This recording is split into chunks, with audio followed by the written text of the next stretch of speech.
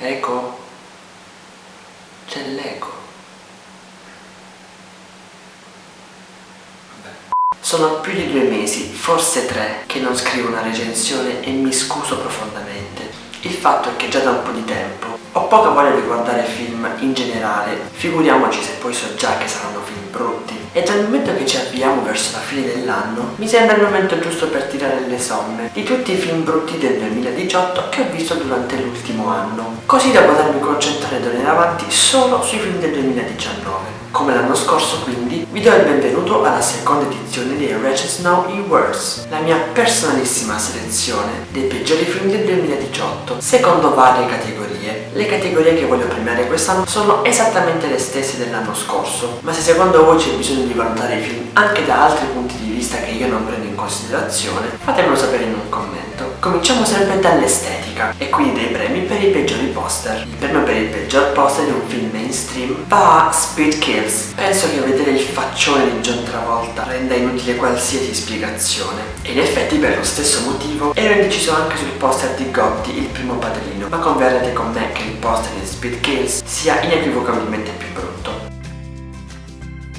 Il premio per il peggior poster di un film non mainstream va a Halloween Horror Tales, perché è semplicemente brutto e probabilmente anche fuorviante di cattivo gusto. Il premio per il peggior cast e o personaggi di un film mainstream va di nuovo a Speed Kills. I personaggi sono tutti inutili, e considerando che in Italia il personaggio a cui è ispirato questo film è scarsamente conosciuto, direi che è inutile anche lo stesso protagonista. Il cast è totalmente eclissato da John Travolta, che comunque lo sapete a me non piace per niente. Il premio per il peggior personaggio e o cast di un film non mainstream va di nuovo a Halloween Horror Tales. Sembra che io abbia visto solo 2 film in tutto l'anno. Il cast purtroppo era composto in parte da mie vecchie conoscenze, che già sapevo di cosa sarebbero stati capaci. I personaggi non hanno la minima caratterizzazione, e quando ce l'hanno è inutile, e forse sarebbe stato meglio che non ce l'avessero. Nei pochi casi in cui la caratterizzazione manda avanti la trama, risulta solo forzata. Proseguiamo con il premio per la peggior sceneggiatura di un film mainstream. Ma prima di assegnare il premio vorrei fare una menzione d'onore per My Salt Take, che è un film del 2010 e se non lo fosse stato sarebbe sicuramente stato lui il vincitore. Per il motivo vi rimando al video della recensione, perché sarebbe troppo lungo da spiegare adesso. Il premio però non ve lo aspetterete mai, va a Speed Kills, sostanzialmente perché parla di un uomo di cui non ci interessa e che nella prima scena sappiamo già che morirà, quindi tutto il film si rivela solo un'inutile agonia di 2 ore. Il premio per la peggior sceneggiatura di un film non mainstream va a Amityville Mount Misery Road, perché per i 3/4 era inutile e per il resto era meglio non guardarlo. Prima di arrivare ai premi più importanti c'è un premio un po' particolare che mi sembra giusto assegnare, il Last of a Think Award, ovvero il premio per la cosa meno schifosa che un film brutto è riuscito a offrire nell'ultimo anno. Senza neanche pensarci troppo, voglio assegnare il premio a Babies with Braids, in generale perché è probabilmente il film migliore di tutti quelli di cui ho fatto una recensione durante l'ultimo anno, e forse anche dell'anno prima. Ma in particolare il mio plauso va a Cecil Faye per il modo in cui è riuscita a gestire tutte le mansioni di cui si era fatta carico per questo film, avendo a disposizione un budget limitato. E siamo arrivati ai premi più succosi. Cominciamo dal premio per il peggior film di genere comedy. In realtà ho visto solo 2 film che rientrano in questa categoria: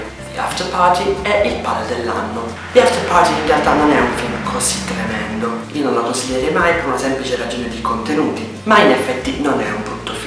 Per cui il premio va a Il padre dell'anno, un film che pare mettersi in competizione con Edison 2 e che ci riesce brillantemente vincendo questo premio anche se ci fossero stati 15 film in gara. Il premio come peggior film di genere drammatico o horror è stato molto difficile da assegnare, c'era veramente la lotta a chi fosse peggio, ma come avevo previsto nel video della recensione, il premio va a Alien Surveillance. L'idea di base è anche decente, ma tutto il resto è tragico, è statico, è noioso, è un found footage. Ci sono alcuni degli attori che hanno contribuito a far vincere il premio per il peggior cast a Halloween Horror Tales, finisce con un jump scare, non si capisce niente, i personaggi non sono caratterizzati, potrei continuare. Infine il premio per il peggior film di un altro genere va a Atlantic Rim Resurrection, di genere sci-fi, è sicuramente quello con la storia più banale, e una volta che hai visto un film della The Asylum che rientra nello stesso genere, li hai visti tutti, perché sono più o meno tutti simili. La CGI è orrenda, e trattandosi di mostri alieni purtroppo ci viene riproposta spesso durante il film. Si salva un po' per gli attori e i personaggi, ma sono cose chiaramente secondarie per questo film. Vi lascio nell'info box un resoconto di tutti i premi e link dove poter riguardare le recensioni dei film di cui ho parlato. Fatemi sapere se altri film meritavano un premio a queste o ad altre categorie e fatemi sapere quali sono stati i peggiori film che avete visto nell'ultimo anno. Sperando che mi ritorni presto la voglia di guardare film brutti, ci rivediamo alla prossima recensione. Beh, ciao!